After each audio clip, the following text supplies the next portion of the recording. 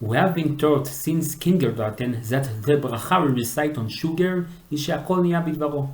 This simple halacha, which almost every kid knows, is actually not simple at all. The Rosh, one of the great Rishonim, holds that the bracha is actually בורא פרי העץ, whereas the Rambam held that as it בורא שהכל נהיה בדברו. What is the root of this מחלוקת? It seems that it depends on how we define what a fruit is. There are two direct ramifications. The first is on which part of the tree that we eat do we recite the blessing Borei Pri Haetz, and the second is which part of the tree is forbidden to consume because of the prohibition of Orla.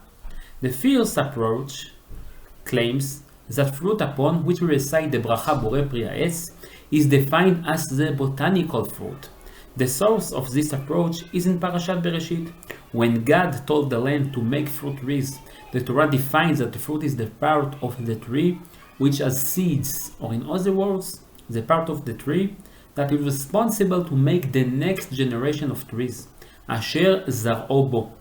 The second approach claims that the bracha Borei Pri Haetz is recited on the part of the tree that the one who planted wants to eat.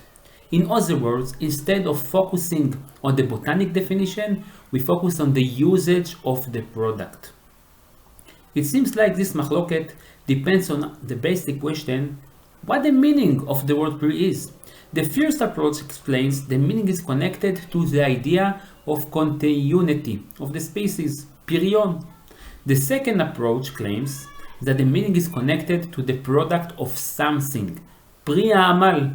In conclusion, this machloket depends on how we view the fruit, from the perspective of the tree, so to speak, or from the human perspective.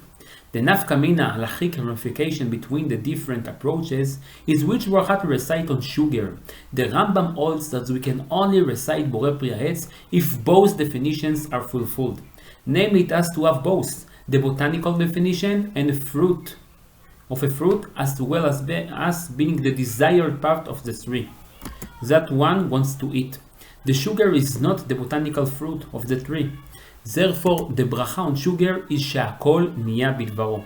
However, the Rosh argues and holds that if the people who plant the tree did so because they want sugar, one recites the bracha Borei Pri Haetz, because this is the desired part of the tree that they wanted. Even so, it's not the botanical fruit of the tree. The Shulchan Aruch rules to recite the bracha שהכל on sugar, because in Hilchot Brachot we prefer to recite a general bracha as opposed to a more specific bracha, and avoid taking God's name in vain. However, regarding of the halachot of Orla, since we are concentrated for the opinion of the Rosh, sugar should be forbidden for the first 3 years because it is considered Orla.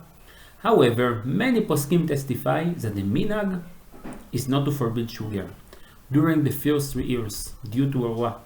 This is because we actually rule like the Rambam and define fruit based on both definition together.